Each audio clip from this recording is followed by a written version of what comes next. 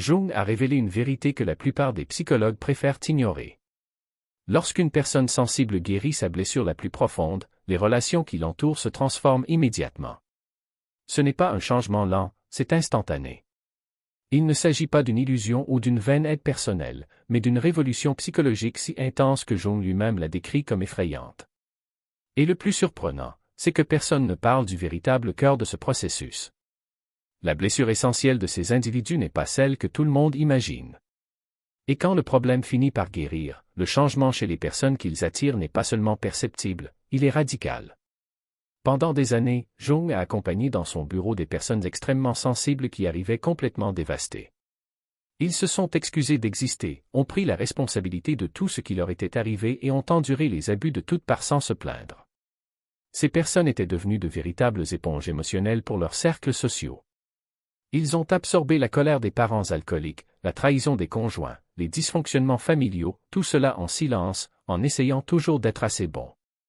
Mais ce qui a rendu l'observation de Jung révolutionnaire, c'est le schéma qu'il a identifié derrière cette apparente faiblesse. Il ne s'agissait pas de cas aléatoires de victimes d'abus. Il s'agissait d'individus présentant un profil psychologique spécifique, dotés de ce qu'il appelait une perception intuitive différenciée. Une capacité extraordinaire à lire des micro-expressions, à capturer des émotions cachées et à identifier des schémas psychologiques qui sont passés inaperçus pour la plupart. Jung l'a testé à plusieurs reprises dans sa pratique clinique. Sans le dire à ses patients, il faisait venir des collègues pour des séances et, en quelques minutes, ces personnes sensibles pouvaient identifier les traumatismes de l'enfance, les dynamiques relationnelles et les insécurités professionnelles avec une précision qui l'étonnait.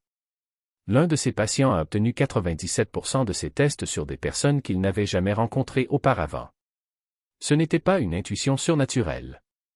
C'était le cerveau humain qui fonctionnait à un niveau de reconnaissance de forme que la plupart n'atteignent jamais.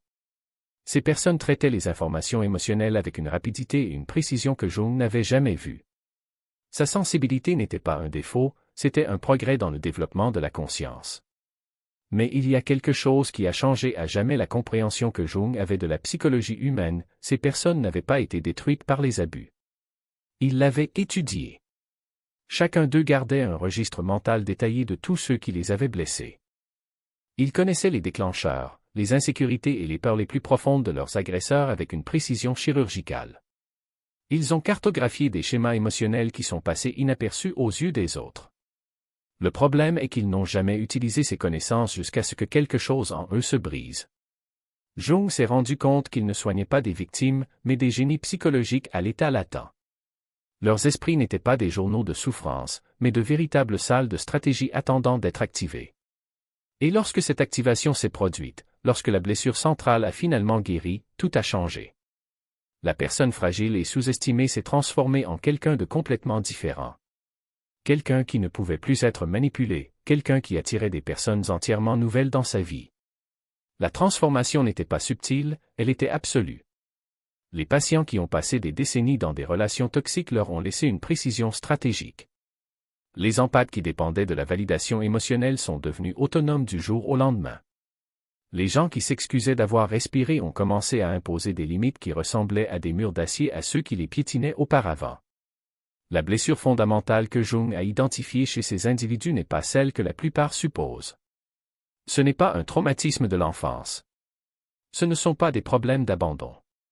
La vraie blessure est la suivante, les personnes sensibles répriment leur propre perception et leur intelligence pour entretenir des relations avec des personnes qui ne supportent pas d'être vues clairement. Pensez à ce que cela signifie.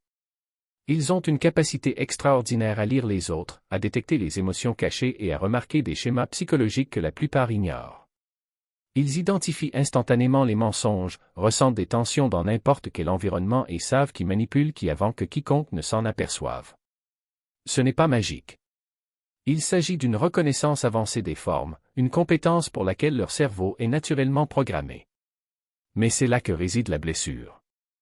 La société enseigne que ce don est une malédiction. Chaque fois qu'ils expriment ce qu'ils voient, ils sont qualifiés de trop sensibles ou de trop émotifs. Lorsqu'ils pointent du doigt des dysfonctionnements évidents, on leur reproche de dramatiser.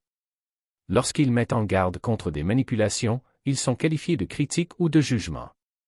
Jung a documenté ce schéma dans des centaines de cas.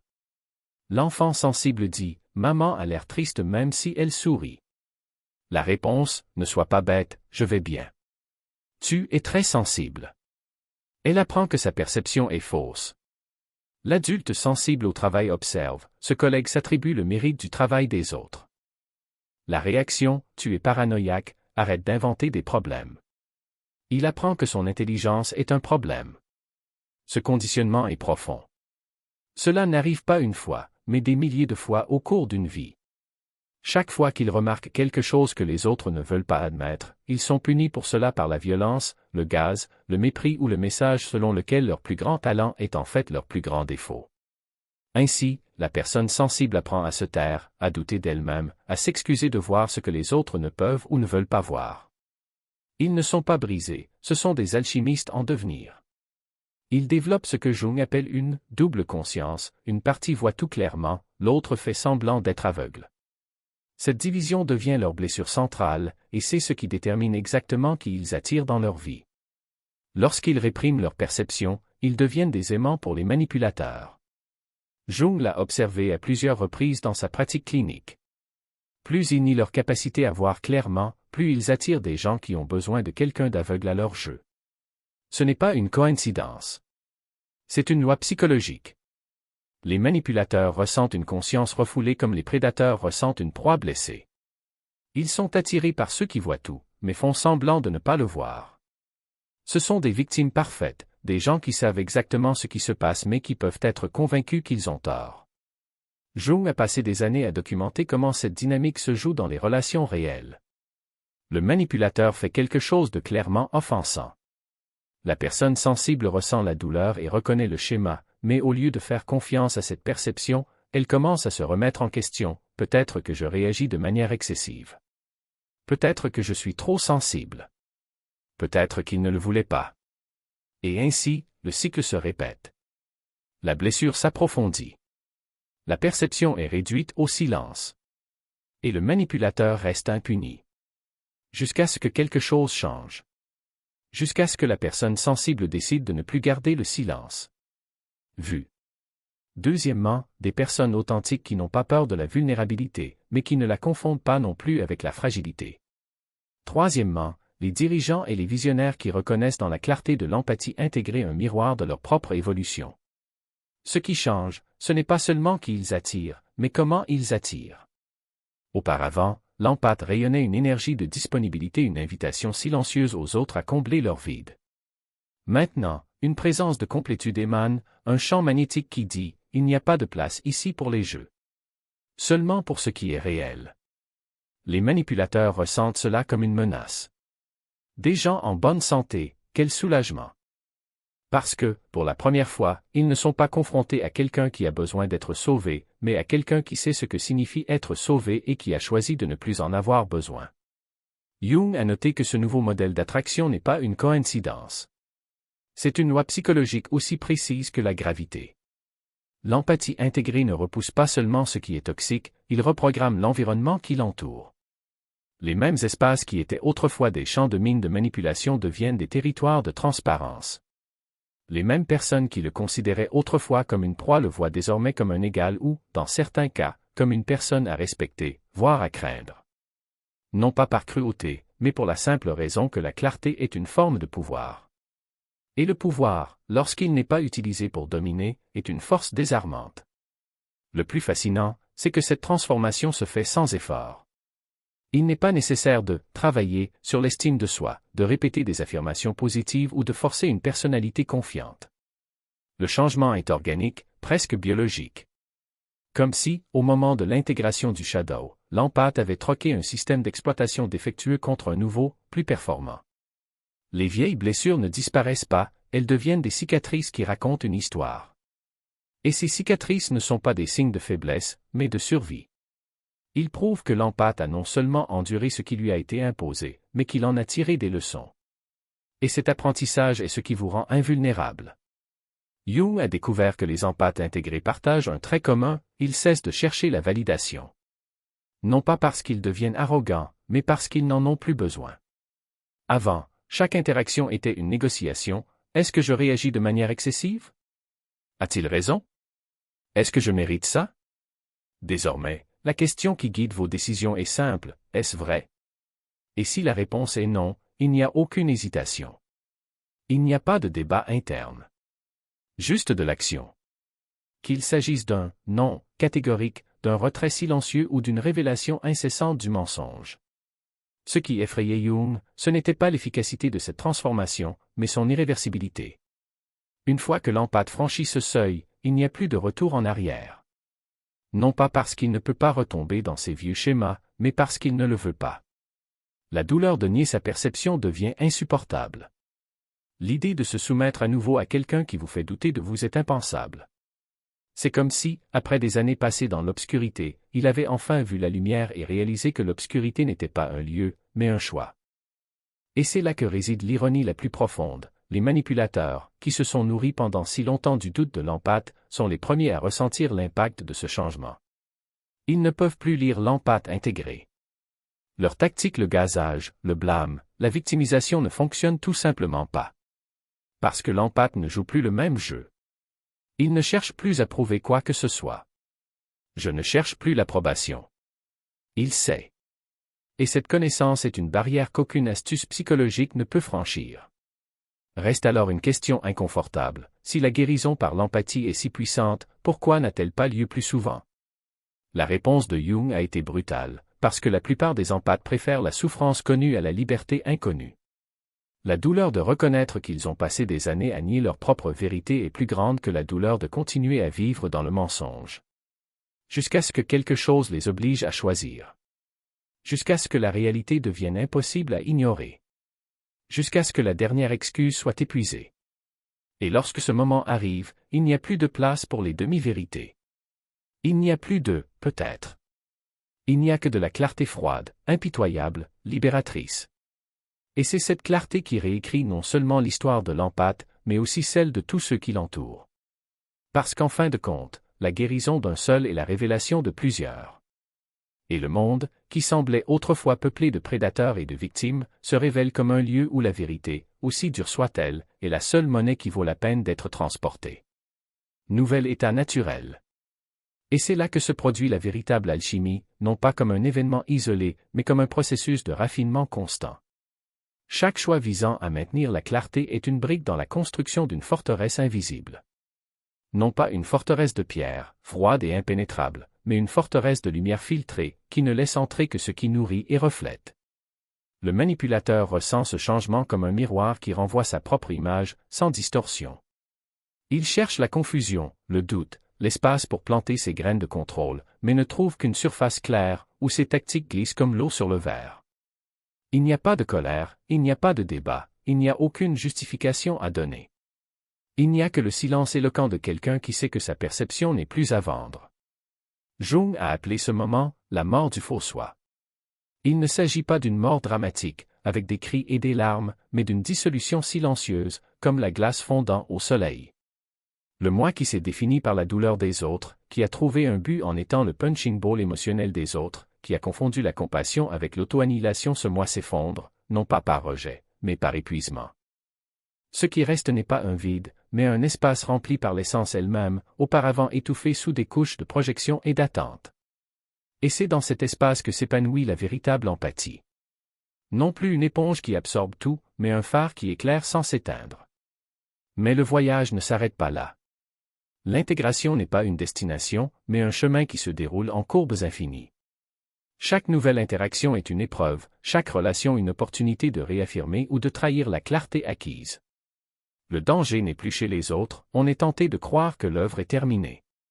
Que maintenant, enfin, guéris, nous pouvons nous détendre et baisser la garde. Cette souveraineté est un état permanent et non une pratique quotidienne. Jung a mis en garde contre cette erreur, l'illusion selon laquelle l'intégration est un point d'arrivée et non un équilibre dynamique. L'inconscient ne dort pas. Elle attend patiemment une ouverture, un moment d'épuisement, une crise non résolue, un amour qui semble mériter des exceptions. Et lorsque la brèche apparaît, elle s'y infiltre en murmurant de vieux mensonges dans des vêtements neufs, cette fois, c'est différent.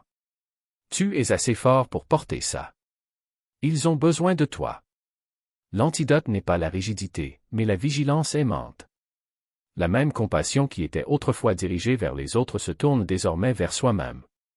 La personne intégrée ne se condamne pas aux rechutes, elle les observe, les comprend et les utilise comme carburant pour réaffirmer son choix. Il n'y a aucune honte à hésiter, seulement à refuser de se lever. Chaque chute nous rappelle que la souveraineté n'est pas un bouclier magique, mais une épée qu'il faut manier au quotidien. Et c'est précisément cette pratique constante qui transforme la clarté en instinct. Ce qui exigeait autrefois un effort conscient, non, ceci n'est pas à moi, je n'ai besoin de sauver personne, ma paix n'est pas négociable, devient une réponse automatique, aussi naturelle que la respiration. Il y a un paradoxe dans ce processus, plus vous devenez votre propre homme, plus le fardeau d'exister devient léger. Les relations cessent d'être des champs de mines et deviennent des jardins où vous choisissez quoi planter. Les conflits ne disparaissent pas, mais ils perdent leur pouvoir déstabilisateur. Vous ne devenez pas immunisé contre la douleur, mais vous apprenez à la ressentir sans vous y noyer. Et le plus surprenant, c'est que lorsque vous arrêtez de chercher la validation des autres, vous devenez la seule source de validation dont vous avez besoin. Ce n'est pas de l'arrogance. C'est la connaissance de soi. Ce n'est pas de l'isolement. C'est le discernement. Ce n'est pas de la froideur. C'est le courage de dire « non » quand le monde insiste sur le « oui ». Le monde a besoin d'empathes intégrés. Pas ceux qui se perdent dans les drames des autres, mais ceux qui voient l'humanité avec des yeux clairs et un cœur ferme. De ceux qui peuvent être témoins de la douleur sans s'y perdre, qui peuvent aimer sans se dissoudre, qui peuvent être gentils sans être naïfs. C'est là la vraie révolution, ne pas changer le monde, mais changer la façon dont nous nous y rapportons. Il ne s'agit pas d'être invulnérable. Il s'agit d'être incassable. Et la seule façon d'y parvenir est d'arrêter de fuir votre propre ombre et d'apprendre à danser avec elle. Ce n'est pas un état de fugue, mais de maîtrise. Ce que Jung a appelé le protocole de maintenance de l'intégration n'est pas un manuel de survie, c'est une feuille de route vers la souveraineté. Premièrement, la solitude stratégique, non pas comme isolement, mais comme seul espace où l'on apprend à faire la distinction entre ce que l'on ressent et ce que l'on absorbe. Il ne s'agit pas de s'enfermer, mais de se retrouver. Deuxièmement, un choix délibéré, avec qui vous partagez votre perception, quand vous la faites taire et pourquoi. Ce n'est pas de la répression, c'est du discernement. Troisièmement, travailler avec l'ombre non pas pour l'exorciser, mais pour danser avec elle jusqu'à ce que ses mouvements cessent d'être une menace et deviennent une chorégraphie. Quatrièmement, le réseau de soutien, des gens qui n'applaudissent pas vos illusions, mais qui ne vous laissent pas non plus vous noyer dedans. Cinquièmement, l'expression créatrice, le canal par lequel la perception excessive se transforme en art, en mouvement, en quelque chose qui n'alourdit pas, qui éclaire. Ces pratiques ne sont pas des accessoires. Ce sont des fondations. Sans eux, les anciens schémas reviennent comme des ombres le soir, silencieuses mais implacables. Les frontières se dissolvent, la perception est étouffée, la blessure centrale se rouvre et ce qui pourrait être du pouvoir redevient vulnérabilité. Mais voici la beauté brutale des découvertes de Jung, les empathes transformés ne deviennent pas des personnes différentes. Ils deviennent ce qu'ils ont toujours été, avant que le monde ne leur dise qu'il y avait quelque chose de mal à trop ressentir, trop voir, trop savoir. Les recherches de Jung ont révélé une vérité qui fait encore se tortiller la psychologie traditionnelle, les empathes ne naissent pas des victimes. Ils sont les puissants. La société leur a seulement appris à maîtriser ce pouvoir au nom de l'acceptation comme si la sensibilité était un défaut à corriger et non un radar pour la vérité.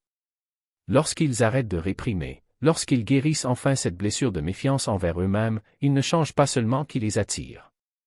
Ils deviennent des forces de la nature. Non pas dans le sens de dominer, mais d'exister de manière inébranlable. Jung appelle cela la souveraineté, l'état d'être entier en soi sans avoir besoin de se refermer, de voir clairement sans avoir besoin de se fixer, de ressentir profondément sans se noyer. La sagesse ne consiste pas à réagir moins, mais à choisir davantage. Et le plus fascinant?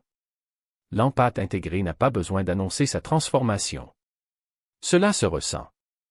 Les manipulateurs se rendent immédiatement compte que leur jeu ne fonctionne plus. Les personnes authentiques reconnaissent quelqu'un qui ne nourrit pas leur dysfonctionnement, mais qui ne les abandonne pas non plus parce qu'ils les ont. L'empathe devient un détecteur de mensonges vivants, non pas par jugement, mais par présence. La plus grande révélation de Jung sur ces êtres guéris? Ils accèdent à la souveraineté sans tomber dans le piège de la supériorité ou de l'isolement. La souveraineté est la capacité d'être dans le monde dans son ensemble, tout voir, tout ressentir, tout choisir.